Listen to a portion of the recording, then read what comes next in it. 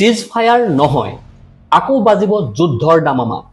শান্তি চুক্তিৰ বৈঠকত ট্ৰাম্পৰ অভদ্ৰামী। ইৰাণে সলনি কৰিলে সম্পূৰ্ণ গ্লোবেল গেম। ইৰাণৰ হাতত $600 কোটি পৰমাণু বিস্ফোৰক। প্ৰিয় দৰ্শক, মধ্যপ্ৰাচ্যত যুদ্ধ শেষ কৰিবলৈ ইৰাণ আৰু আমেৰিকাৰ মাজত শান্তি চুক্তি চলি আছে।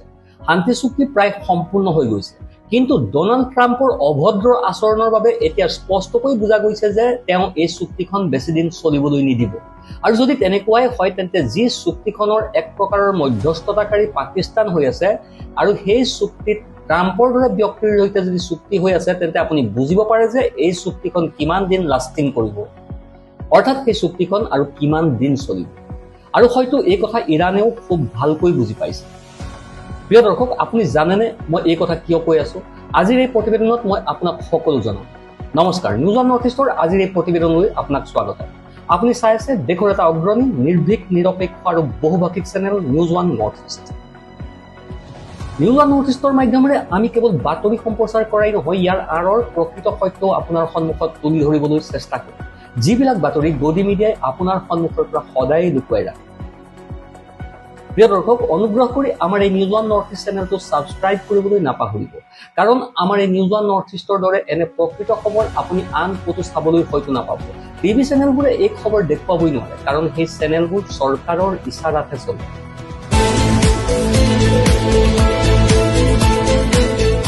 ডনাল্ড ট্ৰাম্পে এফালে ছুইজাৰলেণ্ডত ইৰাণী প্ৰতিনিধি দল আৰু আনফালে জেডি ভেন্সৰ নেতৃত্বত আমেৰিকান প্ৰতিনিধি দলৰ সৈতে আলোচনা চলাই আছে।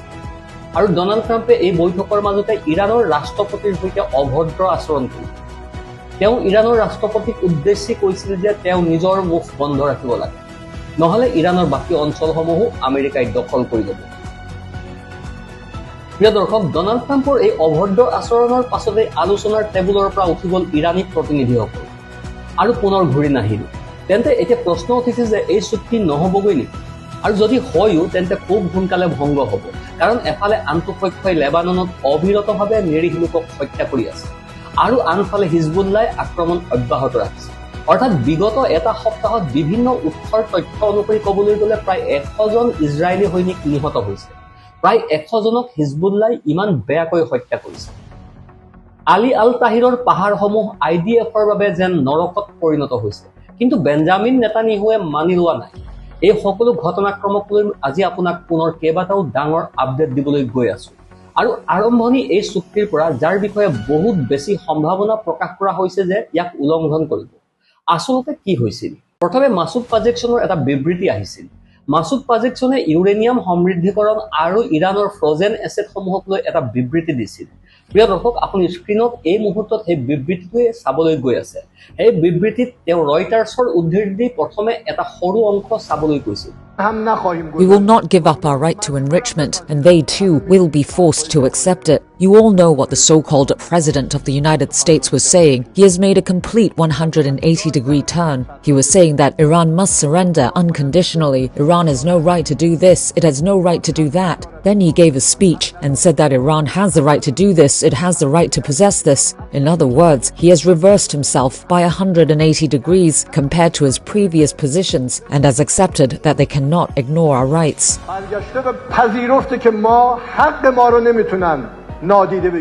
আৰু এতিয়া এই ড্ৰপ সাইটৰ টুইটটো চাওক, আপোনাৰ বুজিবলৈ সুবিধা হ'ব। চাওক কি কোৱা হৈছে। এই বিবৃতিটোত মাছুদ পাজেকচনৰ তৰফৰ পৰা স্পষ্টকৈ কোৱা হৈছে যে ইৰাণে নিজৰ ইউৰেনিয়াম সমৃদ্ধিকৰণৰ অধিকাৰ নিজৰ হাততেই ৰাখিছে। আৰু তেওঁ স্পষ্টকৈ এইটোও কৈছে যে ইয়াৰ বাবে আমি পাৰমাণৱিক অস্ত্ৰ নিৰ্মাণ নকৰোঁ। এই কথাটো আমি লিখিতভাৱেও দিব পাৰোঁ, কিন্তু ইউৰেনিয়াম সমৃদ্ধকৰণ আমাৰ অধিকাৰ আৰু আমি ইয়াক অব্যাহত ৰাখোঁ। পাজেকচনে আগলৈ আৰু কৈছে যে আমেৰিকাৰ এই দাবী যে আমি যাতে পাৰমাণৱিক বোমা নিৰ্মাণ নকৰোঁ, এইটো কোনো নতুন কথা নহয়, আৰু আমিও পাৰমাণৱিক বোমা নিৰ্মাণ কৰা নাই আৰু লিখিতভাৱেও দিব পাৰোঁ। আমাৰ পাৰমাণৱিক বোমা নিৰ্মাণৰ কোনো উদ্দেশ্যও নাই, কিন্তু ইউৰেনিয়ামৰ সমৃদ্ধকৰণ আমাৰ অধিকাৰ আৰু আমি তাৰ পৰা পিছুৱাই নাযাওঁ। আৰু আনফালে তেওঁ কৈছে যে ইয়াক গ্ৰহণ কৰাৰ বাহিৰে আমেৰিকাৰ ওচৰত আন কোনো বিকল্প ৰাস্তা নাই। লগতে এইটোও কৈছে যে জেনেভাত চলি থকা আলোচনাৰ প্ৰক্ৰিয়াত কাটাৰত ৰখাই থোৱা $6 বিলিয়ন ঘূৰাই দিব লাগে। ফ্ৰজেন এছেটসমূহ ইৰাণক ঘূৰাই দিব লাগে। এই বিষয়ত আলোচনা হৈছিল। এতিয়া এই বিষয়তে ডনাল্ড ট্ৰাম্প খঙত জ্বলি উঠিছে। ডনাল্ড ট্ৰাম্পে কি কৈছে, সংবাদ মাধ্যমেনো কি কৈছে? প্ৰিয় দৰ্শক, প্ৰথমে ফক্স নিউজে সম্প্ৰচাৰ কৰা এই সৰু অংশটো শুনক। Also reacting to that. Take a listen. We will not give up our right to enrichment, and they too will be forced to accept it. You all know what the so-called President of the United States was saying. He had made a complete 100-degree turn. He was saying that Iran must surrender unconditionally. Iran has no right to do this, it has no right to do that. President Trump, during our call, responded directly to those comments by Iranian President Masoud Pezeshkian. President Trump told Fox News he better watch his mouth, he better shape up, or we'll take over the rest of the country. And so clearly the president reacting directly to these comments from Iran's President Masoud. এতিয়া এই টুইটটো চাওক। তেওঁ কৈছে যে তেওঁ নিজৰ জিভা চম্ভালিব লাগিব। এইটো ডনাল্ড ট্ৰাম্পৰ কোৰ্ট অন কোৰ্ট টুইট মই আপোনাক কৈছো। তেওঁ কৈছে যে নিজৰ জিভা চম্ভালিব লাগে। এইটো ইৰাণৰ ৰাষ্ট্ৰপতিৰ বাবে ডনাল্ড ট্ৰাম্পৰ সম্বোধন। তেওঁ নিজকে শুদ্ধ কৰি ল'ব লাগে, নহলে আমি দেশৰ বাকী অংশও দখল কৰি ল'ম। বৈঠকত এনেধৰণৰ অভদ্ৰ আচৰণ ডনাল্ড ট্ৰাম্পে কৰিলে আৰু ইৰাণৰ যি প্ৰতিনিধি দল আছিল তেওঁলোক আলোচনাৰ টেবুলৰ পৰা লগে লগে আঁতৰি গ'ল। মই কিয় কৈছো, এতিয়া তছনিম নিউজ এজেন্সিৰ উদ্ধৃতিৰে এই খবৰটো চাওক আপোনাৰ স্ক্ৰীণত। এইটো তছনিম নিউজ এজেন্সিৰ উদ্ধৃতিৰে কোৱা হৈছে যে তছনিমৰ এক সূত্ৰই কৈছে ইৰাণ আৰু আমেৰিকাৰ মাজত চাৰিপক্ষীয় আলোচনা দুপৰীয়া প্ৰায় 3 বজাত আৰম্ভ হৈছিল আৰু 1.5 ঘণ্টাৰ পাছত প্ৰতিনিধি দলসমূহৰ মাজত আভ্যন্তৰীণ আলোচনাৰ নামত বিৰতি লোৱা হৈছিল। ঠিক সেই সময়তে ডনাল্ড ট্ৰাম্পৰ অভদ্ৰতা ভৰা বক্তব্য আহে, ইৰাণৰ প্ৰতি ভাবুকি ভৰা আৰু অপমানজনক বক্তব্য আহে আৰু সেইবাবে ইৰাণী যি প্ৰতিনিধি দল আছিল সেয়া পুনৰ আলোচনালৈ ঘূৰি নগ'ল। তেওঁলোকে পুনৰ আলোচনাত বহিবলৈ অস্বীকাৰ কৰিলে। তাৰ পাছতো কাটাৰ আৰু পাকিস্তানৰ মধ্যস্থতা অব্যাহত থাকিল আৰু দুই পক্ষৰ মাজত বাৰ্তাৰ আদান প্ৰদান চলি থাকিল। মধ্যস্থতাকাৰীসকলৰ চেষ্টা এতিয়াও চলি আছে, কিন্তু এতিয়ালৈকে কোনো চূড়ান্ত ফলাফল উলিয়াব পৰা নাই। অৰ্থাৎ ইৰাণী প্ৰতিনিধি দলটো অত্যন্ত খঙত উত্তেজিত হৈ আছে, পুনৰ আলোচনালৈ ঘূৰি নগ'ল। আৰু যিহেতু মধ্যস্থতাকাৰীসকলে আমেৰিকাৰ সৈতে আলোচনা চলাই আছে, সেয়েহে বাৰ্তাৰ আদান প্ৰদান হ'ল, বাকী একো নঘটিল। অৰ্থাৎ আমেৰিকাক ইৰাণে পুনৰ নিজৰ স্থিতি দেখুৱাই দিলে যে আমি ইয়াৰ পৰাও উভতি যাব পাৰোঁ। যিদৰে তোমালোকে এটা সময়ত এই চিজ ফায়াৰক লৈ মুখ দেখুৱাব নোৱাৰা অৱস্থা হৈছিল, এই চিজ ফায়াৰৰ সময়ত পাকিস্তান আগতেই উভতি গৈছিল আৰু আমি যোৱা নাছিলোঁ। যোগ্য প্ৰত্যুত্তৰ তোমালোকক দিয়া হৈছিল, ইয়াতো একেই কৰিব পাৰোঁ। সেয়েহে ডনাল্ড ট্ৰাম্পৰ এই অভদ্ৰ আচৰণৰ প্ৰত্যুত্তৰ ইৰাণী প্ৰতিনিধিসকলে দিছে। অভদ্ৰ আচৰণৰ আন এটা প্ৰত্যুত্তৰো ইৰাণী প্ৰতিনিধি দলে দিলে। আলোচনা আৰম্ভ হোৱাৰ আগতে এটা বিষয় আছিল, অৰ্থাৎ একেলগে থিয় হৈ ফটো তোলা, হাত মিলোৱা ইজনে সিজনৰ লগত। আব্বাছ আৰাগচিয়ে ক'লে যে নাই, আমি এইটো কৰিব নোৱাৰিম। প্ৰিয় দৰ্শক, এইটোৱেই সেইটো ভিডিঅ'। আপুনি আপোনাৰ স্ক্ৰীণত চাওক। ট্ৰেডলে এই ভিডিঅ'টো শ্বেয়াৰ কৰিছে। ইয়াত পাকিস্তানৰ প্ৰতিনিধি দল, ইৰাণৰ প্ৰতিনিধি দল, আব্বাছ আৰাগচি আৰু আন বহু লোকক দেখা গৈছে। ইৰাণী কেন্দ্ৰীয় বেংকৰ গভৰ্ণৰো আছে, বহু লোক আছে। তেওঁলোক সেই ঠাইৰ পৰা বাহিৰলৈ ওলাই আহিল আৰু ক'লে যে আমি আমেৰিকানসকলৰ সৈতে ফটো ছেছনো নকৰোঁ, হাতো নিমিলাওঁ। সেয়েহে তেওঁলোকে স্পষ্টকৈ অস্বীকাৰ কৰিলে আৰু সেই সময়ৰে ভিডিঅ' এইটো। ট্ৰেডলে এই বিষয়ে লিখিছে। ট্ৰেডলে জনাইছে যে তছনিম নিউজ এজেন্সিৰ মতে ইৰাণৰ আলোচনাকাৰী প্ৰতিনিধিৰ দলটোৱে ছুইজাৰলেণ্ডত বহুপক্ষীয় আলোচনাৰ আৰম্ভণিৰ আগতে আমেৰিকান প্ৰতিনিধি দলৰ সৈতে প্ৰস্তাৱিত হাত মিলোৱা আৰু যৌথ ফটো ছেছন অস্বীকাৰ কৰিলে। প্ৰতিবেদন অনুসৰি ইৰাণৰ বৈদেশিক মন্ত্ৰী আব্বাছ আৰাগচি আৰু তেওঁৰ দলে সংগঠকসকলক স্পষ্টকৈ কৈ দিলে যে তেওঁলোকে আমেৰিকান প্ৰতিনিধিসকলৰ সৈতে কোনো যৌথ ফটো ছেছনত অংশ নলয়। ইৰাণৰ অস্বীকাৰৰ পাছত লাইভ টেলিকাষ্ট আৰু ফটো ছেছন ইৰাণী প্ৰতিনিধি দলৰ অবিহনে সম্পন্ন কৰা হ'ল।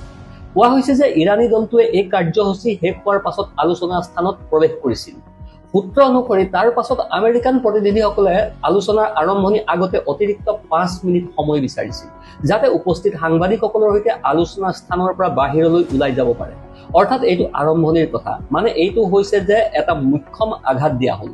আৰু আন এটা মুখ্যম আঘাত আমেৰিকাই কাটাৰৰ ফালৰ পৰা পালে। কাটাৰৰ নেতাসকলেও জেডি ভেন্সৰ সৈতে হাত মিলাবলৈ এক প্ৰকাৰ অস্বীকাৰ কৰিলে। প্ৰিয় দৰ্শক, ভিডিঅ'টো চাওক। পাকিস্তানৰ প্ৰধানমন্ত্ৰী শ্বাহবাজ শ্বৰীফৰ সৈতে মিলিত হ'ল, কিন্তু জেডি ভেন্সে তাতে থিয় হৈ হাত মিলাবলৈ গৈছিল। তাৰ পাছত হাত নমাই দিলে আৰু তেওঁৰ হাত মিলোৱা নহ'ল। ইয়াৰ পৰা বুজা যায় যে মধ্যপ্ৰাচ্যৰ দেশসমূহৰ মাজত আমেৰিকা কিমান বেয়াকৈ এঘৰীয়া হৈ পৰিছে। অথবা এইদৰেও ক'ব পাৰি যে তেওঁলোকৰ হিচাপ মতে কাম কৰিব পৰা নাই। এই সময়তে জেডি ভেন্সৰ এটা বক্তব্য আহিল, তাতেই পাকিস্তানৰ প্ৰধানমন্ত্ৰী থিয় হৈ আছিল, পাকিস্তানৰ ফিল্ড মাৰ্শ্বালো থিয় হৈ আছিল। এই সময়তে জেডি ভেন্সে হৰমুজ ষ্ট্ৰেইটক লৈ এটা বক্তব্য দিলে আৰু এক প্ৰকাৰে আকৌ ধমকি ভৰা শব্দৰ ব্যৱহাৰ কৰিলে কি কৈছিল আপোনাৰ স্ক্ৰীনত থকা এই বক্তব্যটো প্ৰথমে অলপ শুনক people, but I think the world. The opening of the Strait of Hormuz, the ending of the Iranian nuclear program, all of these things have already been accomplished. The question before us now is how much more can we accomplish together? Can we turn over a new leaf? Can we change relations in the Middle East permanently? Or do we go back to doing things the old way, which is not our preference, but is certainly very much something that can't happen. তাৰ পাছত world নিউজে এই টুইটটো প্ৰকাশ কৰিলে আপোনাৰ স্ক্ৰীনত দেখুওৱা হৈছিল যে হৰমুজ ষ্ট্ৰেইট খোলা আৰু ইৰাণৰ নিউক্লিয়াৰ কাৰ্যসূচীৰ অন্ত পৰাৰ বিষয়সমূহ ইতিমধ্যে সম্পন্ন হৈ গৈছে কোৱা হৈছিল যে ইৰাণৰ নিউক্লিয়াৰ কাৰ্যসূচী আৰু হৰমুজ ষ্ট্ৰেইটৰ সমস্যাটো ইতিমধ্যে সমাধান কৰা হৈছে যদিও ইৰাণৰ ৰাষ্ট্ৰপতি মাছুদ পেজেশ্বনে কৈ আছে যে তেওঁলোকে ইউৰেনিয়াম সমৃদ্ধিকৰণ বন্ধ নকৰে যদিও তেওঁ এইটোও কৈছে যে আমি পাৰমাণৱিক অস্ত্ৰ নিৰ্মাণৰ বাবে এই কাম কৰা নাই আমি আমাৰ ঘৰুৱা প্ৰয়োজন পূৰণ কৰিবলৈহে এই কাম কৰি আছো আনফালে প্ৰিয় দৰ্শক ইজৰাইল আৰু লেবানন ফ্ৰণ্টত ব্যাপক সংঘাত চলি আছে খবৰ অনুসৰি বিগত দুদিনত 6জন ইজৰাইলী সৈনিকক হিজবুল্লাই হত্যা কৰিছে আপোনাৰ স্ক্ৰীনত এই খবৰটো অলপ চাওক ইয়াত কি কোৱা হৈছে যে ইজৰাইলী আক্ৰমণৰ প্ৰতিশোধ হিচাপে হিজবুল্লাই অন্তত 6জন ইজৰাইলী সৈনিকক হত্যা কৰিছে দক্ষিণ লেবানন অঞ্চলত বিগত দুদিনৰ ঘটনাৰ বিষয়ে ইজৰাইলী সেনাবাহিনীৰ ৰাজহুৱা প্ৰতিবেদন অনুসৰি এই দাবী কৰা হৈছে বিগত দুদিনত 6জন ইজৰাইলী সৈনিকক হিজবুল্লাই হত্যা কৰিছে আৰু এই দাবীটো সেই ঘটনাৰ পৰা পৃথক য'ত এটা বেটেলিয়নৰ কমাণ্ডাৰ নিহত হৈছিল আৰু 3জন সৈনিকো নিহত হৈছিল এইটো তাৰ পৰা পৃথক ঘটনাক্ৰম বুলি কোৱা হৈছে দাবী কৰা হৈছে যে ইজৰাইলে আলী আল তাহিৰ পাহাৰ দখল কৰিবলৈ অবিৰত চেষ্টা কৰি আছে আৰু হিজবুল্লাই সেই অঞ্চলৰ পৰা তেওঁলোকক পিছুৱাই দিবলৈ চেষ্টা কৰি আছে আৰু এই সংঘৰ্ষতে সৈনিকসকল নিহত হৈছে এই দৃশ্যটো অলপ চাওক এইটো ৱাৰফেয়াৰ এনালাইচিছৰ আন এটা খবৰ তেওঁলোকে এই ফটোখন শ্বেয়াৰ কৰিছে আৰু ইয়াত দেখুওৱা আইডিএফৰ এজন সৈনিক নিহত হৈছে আৰু তেওঁৰ হৈতে আন 13জন সৈনিকো আহত হৈছে এইদৰে দাবী কৰা হৈছে ৱাৰফেয়াৰ এনালাইচিছে আপোনাৰ স্ক্ৰীনত থকা টুইটত কৈছে যে চাৰ্জেণ্ট ফাৰ্ষ্ট ক্লাছ 11 এৰি নামৰ এজন 21 বছৰীয়া এই সৈনিকজন নিহত হৈছে আৰু আন 13জন সৈনিক আহত হৈছে প্ৰিয় দৰ্শক এই খবৰ 19 আৰু 20 তাৰিখৰ মাজনিশাৰ বুলি কোৱা হৈছে আন এখন ফটো চাওক এইজনো এজন ষ্টাফ চাৰ্জেণ্ট লিয়া কাবাবিয়াকো হিজবুল্লাই হত্যা কৰিছে 20 বছৰীয়া এই ব্যক্তিজন দক্ষিণ লেবাননত হিজবুল্লাৰ হাতত নিহত হৈছে ইয়াৰ মাজতে ইৰাণৰ কুডছ ফ'ৰ্চৰ কমাণ্ডাৰ ইছমাইল খানিয়ে স্পষ্টকৈ সতৰ্কবাণী জাৰি কৰিছে আৰু এই সতৰ্কবাণী ইজৰাইলক দিয়া হৈছে তেওঁ কৈছে যদি দক্ষিণ লেবানন এৰি নোযোৱা তেন্তে তোমালোকৰ অৱস্থা 2000 চনৰ দৰে কৰি দিব আপোনাৰ স্ক্ৰীনত আল মায়াদিনৰ টুইটত তেওঁৰ বক্তব্য দেখুওৱা হৈছিল IRGC কুডছ ফ'ৰ্চৰ commander brigadier general Ismail Qaani কৈছে যে যদি জায়নিষ্ট আক্ৰমণকাৰীসকলে দক্ষিণ লেবানন এৰি নাযায় তেন্তে 2000 চনৰ ঐতিহাসিক ঘটনাৰ পুনৰাবৃত্তি হ'ব স্পষ্টকৈ কোৱা হৈছে যে যদি দক্ষিণ লেবানন এৰি নোযোৱা তেন্তে 2000 চনত তোমালোকৰ হৈতে যি ঘটনা ঘটিছিল সেইটো পুনৰাবৃত্তি কৰা হ'ব প্ৰিয় দৰ্শক আপুনি হয়তো জানে যে 2000 চনতো একেই হৈছিল আৰু এক প্ৰকাৰে হিজবুল্লাই ইজৰাইলক খেদি পঠিয়াইছিল আৰু ইজৰাইলে ছত্ৰভংগ দিবলৈ বাধ্য হৈছিল গতিকে এইটো এক প্ৰকাৰৰ পোনপটীয়া ভাবুকি দিয়া হ'ল আনফালে IDFে এটা ডাঙৰ দাবী কৰিছে যে তেওঁলোকে হিজবুল্লাৰ এটা সুৰংগ উন্মোচন কৰিছে আৰু তাৰ ওপৰত অভিযান চলাই বিপুল পৰিমাণৰ অস্ত্ৰ-শস্ত্ৰ জব্দ কৰিছে প্ৰিয় দৰ্শক এইবোৰ তাৰেই ভিডিঅ' এইটো সেই সুৰংগটোৰ ভিডিঅ' যি সুৰংগটোক হিজবুল্লাই নিয়ন্ত্ৰণত লৈছিল আৰু যিটোক ধ্বংস কৰাৰ দাবী কৰা হৈছে এইটোৱেই সেই সুৰংগটো IDFৰ মতে ইয়াত হিজবুল্লাৰ যোদ্ধাসকল আছিল ইয়াত বৃহৎ পৰিমাণৰ গোলা বাৰুদো আছিল এই ভিডিঅ'টো অলপ চাওক এইবোৰ গোলা বাৰুদৰ ভিডিঅ' ইয়াত ড্ৰোনৰ অংশ গ্ৰেনেড এণ্টি টেংক গাইডেড ক্ষেপণাস্ত্ৰ বহু অস্ত্ৰ-শস্ত্ৰ আৰু গোলা বাৰুদ ইজৰাইলী সৈনিকসকলে জব্দ কৰিছে গতিকে এইটো এটা ডাঙৰ খবৰ ইয়াৰ মাজতে বেঞ্জামিন নেতানিয়াহুৱে আকৌ এবাৰ সতৰ্কবাণী দিছে আৰু এইবাৰ এই সতৰ্কবাণী হিজবুল্লাৰ তুলনাত অধিক ডনাল্ড ট্ৰাম্পৰ বাবেহে আছিল বেঞ্জামিন নেতানিয়াহুৱে নিজৰ শেহতীয়া বক্তব্যত সতৰ্ক কৰি কৈছে আপোনাৰ স্ক্ৰীনত থকা তেওঁৰ এই বক্তব্যত তেওঁ ক'বলৈ চেষ্টা কৰিছে যে আমি দক্ষিণ লেবাননত যিমান দিন প্ৰয়োজন হ'ব সিমান দিনেই থাকিম ইজৰাইলৰ বাবে তেওঁ এইটোও কৈছে যে আমি ইৰাণক পাৰমাণৱিক অস্ত্ৰ লাভ কৰিবলৈ বা নিজকে পাৰমাণৱিক শক্তিৰে সজ্জিত কৰিবলৈ অনুমতি নিদিওঁ কূটনৈতিক ঘটনাক্ৰম যিয়েই নহওক কিয় অৰ্থাৎ তেওঁ কৈছে যে ইৰাণ আমেৰিকাৰ চুক্তি হওক বা নহওক